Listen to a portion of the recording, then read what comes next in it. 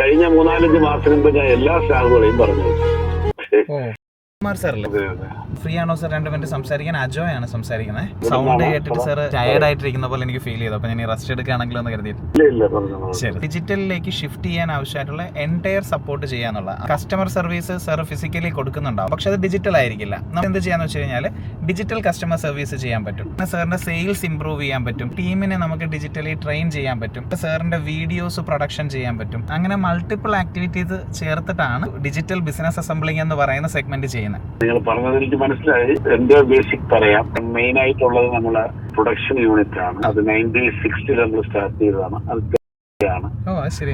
അത് മാർക്കറ്റിംഗ് പണ്ട് നമ്മൾ ആളിലേക്ക് വെച്ചിരുന്ന റെപ്രസെന്റ്.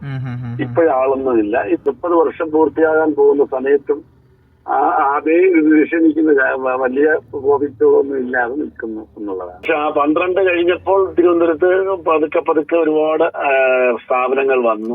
പണ്ടൊക്കെ ഒരു ദിവസം തന്നെ 25-30 പേഷ്യൻസ് ആണ് ഈ ഓരോ ട്രീറ്റ്മെന്റിന് വന്നുകൊണ്ടിരുന്നത്. അത് മാറി 10-ലും 11-ലും ഒക്കെ എത്തി. പിന്നെ 8-ലെത്തി. 19 ആയപ്പോൾ കോവിഡ് ആയി. 2 വർഷം പോയി. 2 വർഷം ഒരു മനുഷ്യനും കയറില്ലായിരുന്നു. പലിശ പോലും നമ്മൾ വേറെ വിറ്റാണ് പലിശ അടച്ചുകൊണ്ടിരുന്നത്. വളരെ ഓപ്പൺ ആയിട്ട് ഞാൻ സാറിനോടൊന്ന് സംസാരിച്ചോട്ടെ. കാരണം സാർ എന്നോട് വളരെ ഓപ്പൺ ആയിട്ടാണ് കാര്യങ്ങൾ സംസാരിക്കുന്നത്. അപ്പൊ ഞാനും അങ്ങനെ തന്നെ വേണമല്ലോ.